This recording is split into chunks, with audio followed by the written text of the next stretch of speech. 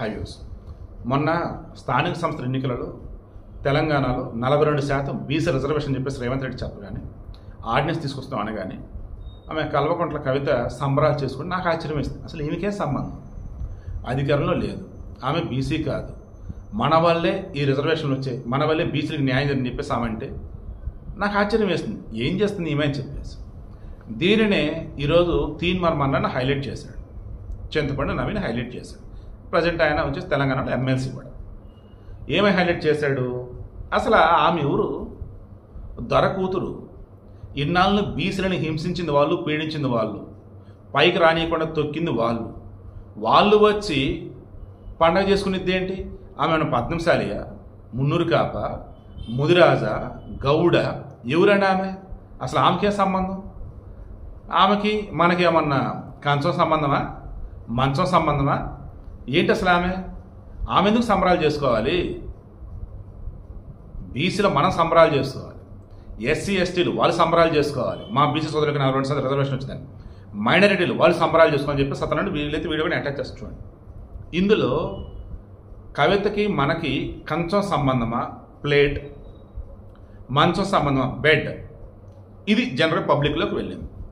ఇక దాంతో ఇతను వచ్చేసి ఉప్పల అవతల బోడుప్పులు ఫిర్జాదిగూడ అనుకుంటా, అక్కడ ఫిర్జాదిగూడ ఏరియాలో ఇతను ఆఫీస్ ఉంది, ఫిర్జాదిగూడనా మేబీ, ఈవెన్ అక్కడ వచ్చేసి మున్సిపల్ కార్పొరేషన్ ఏదో ఉన్నట్టుంది. ఆ లోకల్ ఉన్న టీఆర్ఎస్ వాళ్ళు వచ్చేసి ఇక ఆయన ఆఫీస్ మీద దాడి. ఇక ఆ మూమెంట్లో ఈయన గన్మెన్ ఉన్నారు, తిరుమల గన్మెన్ కాల్పులు చెప్పాడు. అప్పుడు ఇంక అటు వెళ్ళిపోయారు. ఆల్రెడీ కేసు కూడా నమోదైంది, విచారణ చేస్తే అదుపులో తీసుకుంటా అన్నారు. ఈలో కవిత ఏమంటుంది, తీన్మార్ మల్లన్న వదిలేది లేదు, ఆయన మీద కేసులు పెట్టాల్సిందే అని చెప్పేసి ఆమంటుంది. ఇక తీన్మార్ మల్లన్న క్లారిటీ ఇచ్చాడు, నేను మరలా చెబుతున్నా, ఆమెను ఒక్క మాట నేను అనింది లేదు, ఈరోజు నన్ను చంపడానికి ఆఫీస్ మీద పంపించింది కదా, ఆమెను రోడ్ల మీదకి తిరగనేవాను, తెలంగాణలో ఆమెను తిరగనేవాను, మా బీసీలు సత్తా అంటే మేము చూపిస్తామని అంటూ, మరి కంచం మంచం అదేంటి చెప్పవయ్యా అంటే అప్పుడు ఏమన్నాడంటే, ఇప్పుడు తెలంగాణలో కంచం మంచం ఈ సంబంధం అనేది ఎలా మాట్లాడతారంటే, కురుములు యాదవులు ఇద్దరు కూడా గొర్రెలు మేపుకుంటారు, మేకలు మేపుకుంటారు, కలిసి అన్నం తింటారు, అంటే కంచంలో తింటారు. కంచం సంబంధం అంటే అది, అంటే కలిసి తినటం, సహభక్తి భోజనాలు, కలిసి తిన్నారా, మీ పిల్లలకి మేము వస్తాం, ఆ పిల్లలకి మీరు రండి, మా ఇంటి శుభకార్యం మేము పిలుస్తాం, రండి వచ్చి తినండి. కంచం సంబంధం అంటే కలిసి భోజనం చేయటం. ఇలా ఆమెకి మాకు కలిసి భోజనం చేసే విధంగా సంబంధం ఉందా అంటే, ఒకే క్యాస్ట్లో సబ్ క్యాస్ట్ అన్నట్టు, లేదా ఒకే వృత్తిలో భాగం అన్నట్టు ఏమన్నా ఉందా? లేదు కదా, అది అన్నాను అన్నాడు. మరి మంచం సంబంధం ఏంటి చెప్పాయి అంటే దానికి కూడా చెప్పాడు.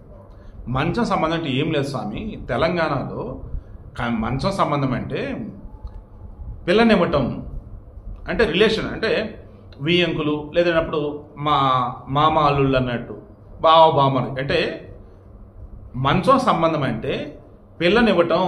ఇది తెలంగాణలో ఉన్నదే. కంచం సంబంధమా మీకు మాకేమన్నా, లేదంటే మంచం సంబంధం మీకు మాకేమన్నా అంటే, కంచం సంబంధం అంటే కలిసి భోజనాలు చేయటం, మంచం సంబంధం అంటే వారింటికి మన పిల్లలంటే వాళ్ళ అమ్మని మనం చేసుకోవటం. ఇది ఇంతే తప్ప ఇందులో ఏ బూతు లేదు, ఏ తేడా. ఆమె నిజంగా తెలంగాణ పర్సన్ అయితే ఇది తెలిసేది. ఆమె నిజమైన తెలంగాణ బిడ్డ కాదు కదా, దొరల బిడ్డ. ఇక బీసీల్లో సరదాగా మాట్లాడాక ఆమెకే తెలుస్తాయి. వచ్చి నన్ను చంపడం ప్రయత్నం కాకపోతే ఏంటి అసలు ఇదంతా? ఆమె నేను తెలంగాణలో తిరగడం అని చెప్పేసి ఇతను అన్నాడు. అండ్ ఇతను మున్నూరు కాపు కాబట్టి ఇతనికి కుల సంఘాల వాళ్ళు ఇప్పుడు సపోర్ట్ వస్తున్నారు. అండ్ బీఆర్ఎస్ని బీసీలకు దూరం పెట్టాలని చెప్పేసి అనుకోవడం అనేది మెయిన్ ఇతని టార్గెట్. అండ్ బీసీలు ఒక ప్రత్యేక రాజకీయ పార్టీ పెట్టాలని ఇతని యొక్క ఆలోచన.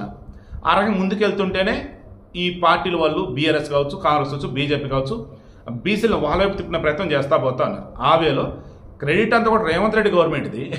ఆమె ఎమ్మెల్సీ కవిత తీసుకుంటా ట్రై చేస్తే ఇక ఇంత తట్టుకోలేకపోయాడు. ఇది ఓవరాల్గా అన్నది. ఇప్పుడు మీరు చెప్పండి, తెలంగాణలో వాడే సామెతలు ఏవైతున్నాయో, నీకు మాకేమన్నా కంచం సంబంధమా, నీకు నాకన్నా మంచం సంబంధమా, అవి వచ్చేసి పిల్లనిచ్చే విషయంలో, సహబంతి భోజనం చేసే విషయంలో వాడే పోయి వీటిని బూత్గా అనుకుంది ఆమెలా తెలంగాణ బిడ్డ అని చెప్పేసి ఇతను అంటున్నాడు. అది అన్ని నిజం అనుకుందామా, అదే కరెక్ట్ అనుకుందామా? లేదన్నప్పుడు సామెతలు ఏదైనా వాడేటప్పుడు అందరికి అర్థమయ్యేటట్టుగా వాడాలి తప్ప డబుల్ మీనింగ్ వచ్చేలాగా మాట్లాడితే ఎలాగయ్యా మల్లన్న అని చెప్పేసి అంటారు. కింద కామెంట్లో తెలియచండి. బట్ ఒక మాట చెప్పి నేను క్లోజ్ చేస్తాను. రానున్న రోజులలో ఖచ్చితంగా తీన్మార్ మల్లన్న, చింతపండు నవీన్ ఒక తిరుగులేని బీసీ నాయకుడు ఖచ్చితంగా అవుతాడు, అందులో మాత్రం నో డౌట్.